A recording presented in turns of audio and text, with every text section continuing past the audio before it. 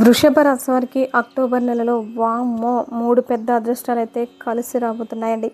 ఏది పట్టుకున్నా కూడా బంగారమే కాబోతుంది. కానీ ఈ ఒక్క వ్యక్తి ద్వారా జరిగేది తెలిస్తే మాత్రం నిజంగా మీరు షాక్ అవుతారనమాట. వృషభ రాశి వారి గురించి క్లియర్ ఇన్ఫర్మేషన్ని స్వీకరించి మరి ఈ వీడియోలో మీకోసం క్లుప్తంగా వివరించడం అయితే జరిగింది. ఈ వీడియోని ఎక్కడా కూడా స్కిప్ చేయకుండా చివరి వరకు చూస్తేనే మీకు వచ్చే అదృష్టాలేంటి, మీకు జరగబోయే నష్టాలేంటి, ఆ నష్టాలు జరగకుండా ఉండాలి అంటే ముందు జాగ్రత్తలు ఏం తీసుకోవాలి, జీవితంలో అదృష్టాలు కలిసి రావాలి అంటే ఏం చేయాలి, ఎప్పుడు కూడా ధనలక్ష్మి మీ చేతుల్లోనే ఉండాలి అంటే కనుక ఎటువంటి నియమాలు పాటించాలి, ఇవన్నీ కూడా మీరు పూర్తిగా తెలుసుకోవాలి అనుకుంటే వృషభ రాశి వారు వీడియోని ఎక్కడా కూడా స్కిప్ చేయకుండా చివరి వరకు ఖచ్చితంగా చూసి తీరండి. ఇక ఆలస్యం చేయకుండా వీడియోలోకి అయితే వెళ్ళిపోదామండి. వీడియోలోకి వెళ్ళే ముందు ఒక చిన్న రిక్వెస్ట్ అండి. మొదటిసారి మన ఛానల్లోకి వచ్చినట్లయితే మన ఛానల్ని సబ్స్క్రైబ్ చేసుకొని ఈ వీడియోకి ఒక చిన్న లైక్ ఇవ్వడం మాత్రం అస్సలు మర్చిపోకండి. వృషభ రాశి వారిని మనం వ్యక్తిగతంగా గమనించుకున్నట్లయితే కనుక వీరిది ఒక జలతత్వపు రాశి అనమాట. ఈ యొక్క వృషభ రాశి వారి యొక్క గుర్తు ఏ విధంగా ఉంటుంది అంటే మీరు అనుకూలంగా ఉన్నప్పుడు ఒకే రకంగా స్పందిస్తారు, కష్టకాలంలో కూడా ఒకే రకంగా ఉంటారు అని చెప్పి అంటే వీరిది ఒక రకమైన నిలకడమైన మనస్తత్వం. ఏ కష్టం వచ్చినా ఏ సంతోషం వచ్చినా కూడా అన్నిటినీ కూడా ఒకేలాగా స్వీకరించగలిగే గొప్ప మనసు ఈ వృషభ రాశి వారి సొంతం. సముద్రపు అలలు ఎంత బలంగా ఉంటాయి, మనిషి కూడా సముద్రపు అలలకి ఎదురు ఈత వేయలేడు. అలాగే వృషభ రాశి వారికి జీవితంలో ఎన్నో కష్టాలను, నష్టాలను, ఒడిదుడుకులను, ఎంతోమంది ద్వారా అవమానాలను, ఎంతోమంది ద్వారా కొన్ని నష్టాలు అనేవి పొందినప్పటికీ కూడాను వారందరికీ కూడా ఒక్కొక్కరికి సమాధానం ఇచ్చుకుంటూ జీవితంలో ఒక నిలకడగా నిలబడిన ఏకైక రాశి వారి ఈ వృషభ రాశి వారే అని చెప్పి చెప్పుకోవచ్చు అనమాట. వీరికి ధైర్యం అనేది చాలా ఎక్కువ అనమాట. ఏ మాట అయినా కానీ వారి జోలి రానంత వరకు కూడా వారు సైలెంట్గా ఉంటారు. వారి జోలి వచ్చి వారిని కనుక కదిలించి వారి మనస్సు కనుక నొప్పించారు అంటే కనుక మన తన అని కూడా చూడకుండా అవతల వారిని ఈజీగా నన్ను ఆ టైంలో ఇలా అవమానించావు, నీకు బుద్ధుందా, నీవు అసలు మనిషివేనా, ఇట్లా చేసావు నువ్వు అని చెప్పి ఏదైనా కానీ మొహాన అడిగేటటువంటి మనస్తత్వం కలిగిన వారు ఈ వృషభ రాశి వారు. ఈ వృషభ రాశి వారి గురించి ఇలా చెప్తూ ఉంటే మీరు చాలా అదృష్టవంతులేమో, చాలా ధైర్యంగా ఉంటున్నారు అంటారు. ఏ కష్టాలు లేవేమో అని చెప్పి అలా అనుకోవద్దండి. ఎందుకంటే వారికి ఊహ తెలియక ముందు జీవితం ఒక ఎత్తు అయితే ఊహ తెలిసిన తర్వాత జీవితం మరొక ఎత్తు అనమాట. అంటే మీరు ఊహ తెలియక ముందు అంటే బాల్యంలో ఏ సుఖాలు అనుభవించారో అది వారికి అస్సలు తెలియదు. ఎందుకంటే చాలామందికి కూడా బాల్యం అనేది అస్సలు గుర్తుండదనమాట. కానీ ఎప్పుడైతే కాస్త ఊహ తెలుస్తుంది అన్న సమయంలో ముఖ్యంగా ఆడవారిని గమనించినట్లయితే చిన్న వయసులోనే వీరికి వివాహం అనేది జరిగిపోయి ఉంటుందన్నమాట. ఈ యొక్క వివాహం అనేది జరిగిన తర్వాత వీరికి కష్టాలు, కన్నీరు తప్ప ఎటువంటి సంతోషాలు లేవు అని చెప్పుకోవచ్చు. భర్త వల్ల ఎన్నో రకాలైన కష్టాలని అనుభవించిన స్త్రీలలో వృషభ రాశి వారు మొదటి స్థానంలో ఉంటారు. ఈ యొక్క భర్త పెట్టే కష్టాలు కానీ లేదా భర్త చెప్పి మాయ మాటలు కానీ, భర్త చేసే వేషాలు కానీ, భర్త వల్ల అంటే మద్యానికి వ్యసనపరుడు అవి ఎన్నో చెడు అలవాట్లకు వ్యసనపరుడై భర్త వల్ల ఒకటి కాదు రెండు కాదు ఎన్నో రకాలైన టార్చర్లు అనుభవించిన వారిలో వృషభ రాశి వారిది మొదటి స్థానం. చాలామందిని 100లో మనం 90%, 95% కనుక గమనించినట్లయితే ఇక్కడ మీరు ఎస్ అయితే ఎస్ అని చెప్పి కామెంట్ చేయండి, నో అయితే నో అని చెప్పి కామెంట్ చేయండి. ప్రాబ్లం ఏం లేదు అనుకుంటే, ఎందుకంటే కనుక ఎక్కువగా ఈ రాశికి చెందిన స్త్రీలు భర్తల వల్ల చాలా కష్టాలు పడుతూ ఉంటారు. ఇటు మానసికంగాను ఇటు శారీరకంగాను ఇది ఒప్పుకుంటే ఎస్ అని చెప్పి కామెంట్ చేయండి. ఎందుకంటే ఈ రాశి పరంగా చూసుకున్న వారి యొక్క జాతక పరంగా చూసుకున్నా కూడా భర్త వల్ల వీరికి సుఖ సంతోషాలు అస్సలు ఉండవు, ముఖ్యంగా మనశ్శాంతి ఉండదు. నిజానికి వీరిని చేసుకోవడం అనేది వారి అదృష్టం అన్నమాట. కానీ ఈ వృషభ రాశి వారు వారిని చేసుకోవడం అనేది వీరి దురదృష్టం అని చెప్పచ్చు. ఎందుకంటే ఈ మాట అనవలసి వచ్చిందంటే వారు భర్త నాకెప్పుడు తోడుగా ఉండాలి, నా భర్త నాకు ఎప్పుడు అండగా నిలబడాలి, నా బిడ్డల భవిష్యత్తుకు నా భర్త అవసరం, నేను నలుగురిలో విలువగా ఉండడం కోసం నాకు నా భర్త అవసరం, మంచికైనా చెడుకైనా దేనికైనా కానీ నా భర్త నాకుంటేనే కదా నాకు విలువ అనేది పెరుగుతుంది. ఇలా 10 రకాలుగా ఆలోచించి వారికి ఉన్న ఆస్తులు, వారికి ఉన్న బంగారం, వారికి ఉన్న పెట్టుబడులు అన్నిటినీ కూడా భర్తకు పెట్టిన ఈ రోజున అదే భర్త చేత మోసగింపబడి ఒంటరిగా మిగిలిన జీవితాన్ని కొనసాగిస్తున్న వాళ్ళు చాలామంది కూడా ఉన్నారనమాట.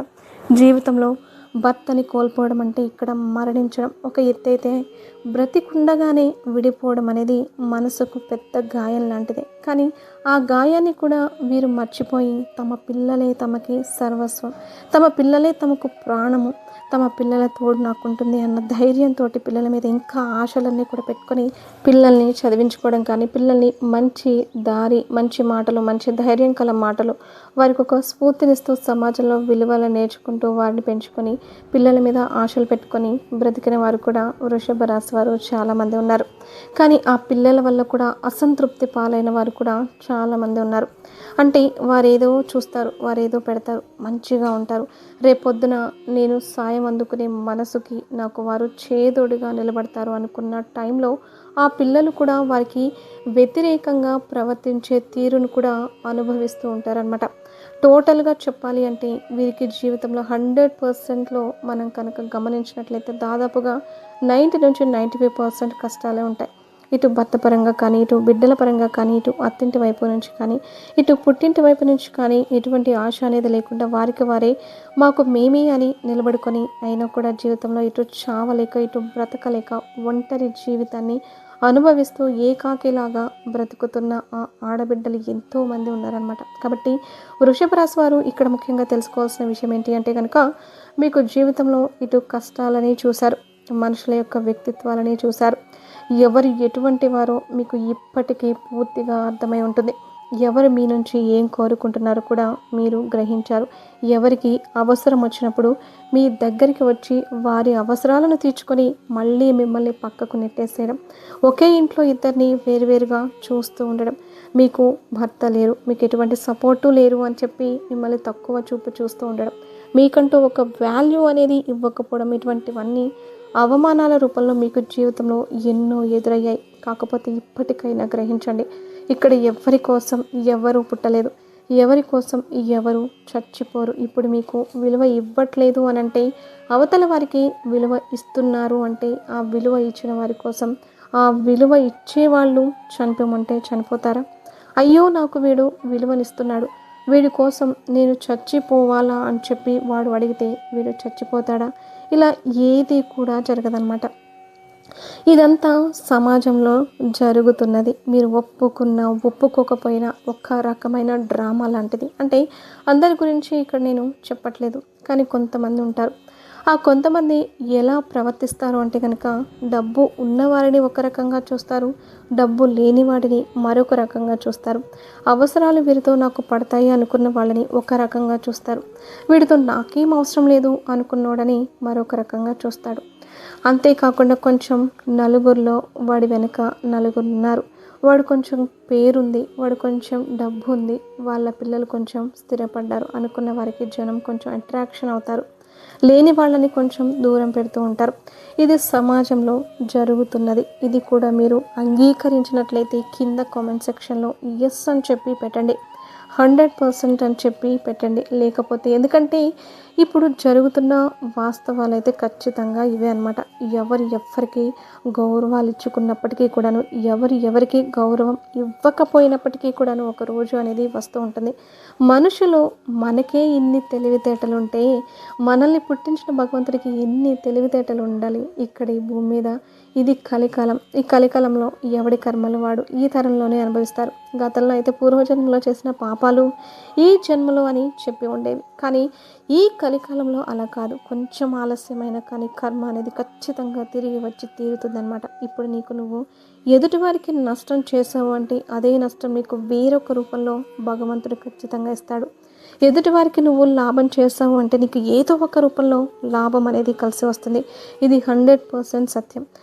అవును కదా. కాబట్టి ఇక్కడ మీరు ముఖ్యంగా ఒంటరి వారు కాదు. ఇక్కడ మాటకొస్తే ఈ భూమి మీద ఉన్న ప్రతి ఒక్కడు కూడా ఒంటరివాడే. ఎందుకంటే ఎవరి కోసం ఎవ్వరు బ్రతకరు, ఎవరి కోసం ఎవ్వరు చావరు. కాబట్టి ఇప్పుడు భార్యాభర్తలు ఎంతో అన్యోన్యంగా ఉండినప్పటికీ కూడాను ఇటు భర్త చనిపోయాడని చెప్పి భార్య చచ్చిపోదు కదా, భార్య చనిపోయింది అని చెప్పి భర్త చనిపోడు కదా. ఈ 2 రోజులు 3 రోజులు ఏడుస్తారు, తర్వాత వదిలేసేస్తారు. అంతవరకే బంధాలనేవి. కాబట్టి గుర్తుంచుకోవాల్సింది ముఖ్యంగా మనల్ని మనం ప్రేమించుకోవడం, మన మీద మనం శ్రద్ధ చూపించుకోవడం. మీరు పడ్డ బాధలన్నీ కూడా చాలండి. ఎందుకంటే ఇక నుంచైనా కానీ కష్టాలు, కన్నీరు వీటన్నిటిని కూడా సెలవు చెప్పండి. వీటన్నిటికీ కూడా సెలవు చెప్పి జీవితాన్ని సంతోషంగా ఆస్వాదించడం నేర్చుకోండి. మన యొక్క యూనివర్స్ అనేది మనకి ఏ విధంగా సహాయం చేస్తుంది అంటే, మనం సంతోషంగా ఉండాలి అని మన మనసుకి మనం చెప్పుకుంటే ఆ శబ్ద తరంగాలు యూనివర్స్లోకి వెళ్ళి భగవంతుడు వాటిని విని మనకు సంతోషాన్ని కల్పిస్తాడు. మన చుట్టూ ఉండే వాతావరణం మనకి అనుకూలంగా లేదు అని చెప్పి మనం అనుకుంటే అది నిజంగా మనకి అనుకూలంగా ఉండదు, కానీ ఉంటుంది అనుకుంటే ఉంటుంది. అలా ఏదైనా కానీ మన మనస్థితిని బట్టి మన పరిసరాల యొక్క వాతావరణం కూడా మారుతూ ఉంటుందన్నమాట. కొంతమంది ఈ రోజుల్లో చూసుకున్నట్లయితే చెట్టు కింద ఇప్పుడు మనం వెళ్తుంటే వస్తూ ఉంటే బైపాస్ మీద రోడ్ల మీద చూస్తూ ఉంటాం. వాడికి కనీసం రేపు పొద్దున లేస్తే అన్నం ఉంటుందో లేదో కూడా తెలియదు. కనీసం ఒంటి మీద చినిగిపోయిన మురికి బట్టలు ఏ 2 నెలలో 3 నెలల నుంచి ఉతుక్కోకుండా మురికి బట్టలతోనే పడుకుంటాడు. కానీ వాడు ఎన్ని వాహనాలు వస్తున్నా కానీ, ఎన్ని శబ్దాలు వింటున్నా కానీ కంటి నిండా నిద్రపోతాడు. అది నిజమైన అదృష్టం.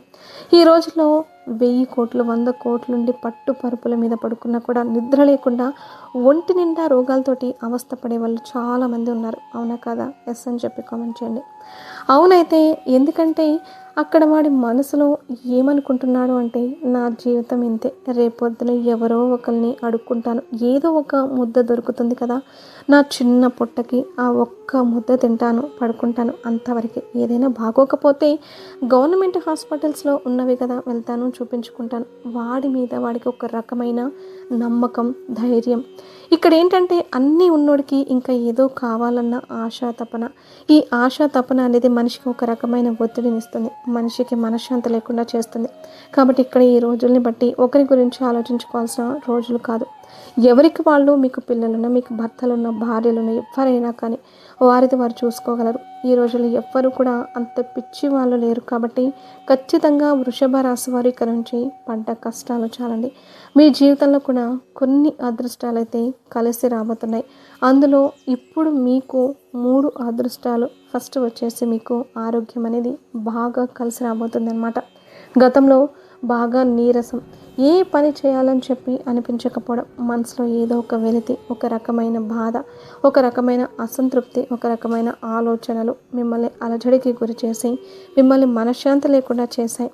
అది ఎవరి గురించైనా కానీ, ఇటు బిడ్డల గురించైనా, భర్త గురించైనా, మీ గురించైనా, మీకైనా, అయ్యో నేను వారిని నమ్మి మోసపోయాను, నేను వీరిని నమ్మి ఉన్నదంతా కూడా పెట్టేశాను, నేను మోసపోయి నాకు రూపాయి లేకుండా చేసుకున్నాను అని దేని పరంగానైనా కానీ గతంలో మీరు కొన్ని రకాలైన మానసిక సమస్యలు, అనారోగ్య సమస్యలు, మోకాళ్ళ నొప్పులు అనేవి, గ్యాస్ట్రిక్ ప్రాబ్లమ్స్ అని చెప్పి, నీరసం అని చెప్పి, ఇలా చిన్న చిన్న వాటికి నీరస పడిపోయి పడుకోవడం ఇలాంటివన్నీ కూడా జరుగుతున్నాయి. కానీ ఇప్పుడు ప్రస్తుత కాలంలో మీ ఆరోగ్యం అయితే మీకు అనుకూలిస్తుంది. ఇది మీకు పెద్ద గుడ్ న్యూస్. ఎందుకంటే ఆరోగ్యమే మహాభాగ్యం. ఈ రోజుల్లో ఆరోగ్యాన్ని మించి మరొకటి లేదనమాట. కాబట్టి ఈ యొక్క వస్తున్న ఆరోగ్యాన్ని ఇంకా జాగ్రత్తగా చూసుకునే బాధ్యత అనేది మీ చేతుల్లోనే ఉంది. ఇక 2వ అదృష్టం, మీకు స్థల మార్పిడి అనేది జరగబోతుంది. ఇప్పుడు ఉంటున్న ఇంటి నుంచి మీరు వేరే ప్లేస్కి అయితే మారాలి అని చెప్పి ఎప్పటి నుంచో అనుకుంటున్నారు, కానీ అదైతే కొంచెం ఆలస్యం అవుతుంది. కానీ ఇప్పుడు మాత్రం అది జరగబోతుంది. ఈ స్థల మార్పిడి కూడా మీకు అదృష్టాన్ని తెచ్చిపెడుతుంది. ఎందుకంటే ఇప్పుడు ఉంటున్న ఇల్లు ఏదైతే మాకు కలిసి రావడం లేదు అని మీ ఫీలింగ్ ఏదైతే ఉందో అది నిజమే. కాబట్టి ఈ యొక్క స్థల మార్పిడి వల్ల కొంచెం మానసికమైన సంతోషం, కొంచెం వాస్తు స్థితిగతులు అనేవి అనుకూలంగా ఉండడం వల్ల ఆరోగ్యం, దీనివల్ల మీకు మనశ్శాంతి ఏర్పడడం, ఇవన్నీ కూడా జరుగుతాయి అన్నమాట. కాబట్టి ఇది మీకు ఖచ్చితంగా అదృష్టాన్ని తెచ్చిపెడుతుంది. ఇక 3వది ఏంటంటే కనుక మీకు ధనలక్ష్మి అనేది ఎప్పుడు కూడా చేతిలోనే ఉంటుంది. మీకు ఆస్తులు లేవు, మీకు అంతస్తులు లేవు, మీకు డబ్బు సంపాదించి పెట్టేవాళ్ళు లేరు. కాకపోయినా మీకు తినడానికి కానీ, చేతిలో మీ అవసరాలకు తగిన సొమ్ము కానీ మీరు చనిపోయేంత వరకు ఉంటాయి. అది భగవంతుని సంకల్పం. మీ మీద అది ఖచ్చితంగా ఉండి తీరుతుంది. ఎందుకంటే అవసరాలకు మించి ఉండదు, అధిక కోరికలు తీర్చుకోవడానికి ఉండదు. కానీ మీకు ఇప్పుడు ఇవాల్టి రోజున ఇప్పుడు దేనికైనా కానీ ఒక చీర కొనుక్కోవాలంటే దానికి మీకు స్తోమత ఉంటుంది. అలా మీకు ధనలక్ష్మి అనేది ఇక నుంచి ఎప్పుడు కూడా మీ చేతుల్లో అయితే ఉండబోతుందని ఇది 3వ అదృష్టం అనమాట. ఏది పట్టుకున్నా కూడా బంగారమే. ఇప్పుడు వృషభ రాశి వారికి వారు కలిసి రాకపోయినా కానీ వారి సలహాలు వింటే గనక చాలామంది కష్టాలు కూడా తీరిపోతాయి. ఇదిగో మాకు కష్టం వచ్చింది, మీరు నాకు ఏదైనా సహాయం చేయండి అని చెప్పి అంటే, అమ్మ ఎందుకు ఈ చిన్న కష్టానికి ఇంత భయపడిపోతున్నావు, ఇలా చేసుకో నీకు బాగుంటుంది అని చెప్పి చెప్పారనుకోండి, వారికి ఖచ్చితంగా ఆ పని పాటిస్తే వారికి కలిసి వస్తుందన్నమాట. వృషభ రాశి వారి సలహాలు ఇచ్చినా కానీ అలా అదృష్టం అనేది కలిసి వచ్చేస్తుందన్నమాట.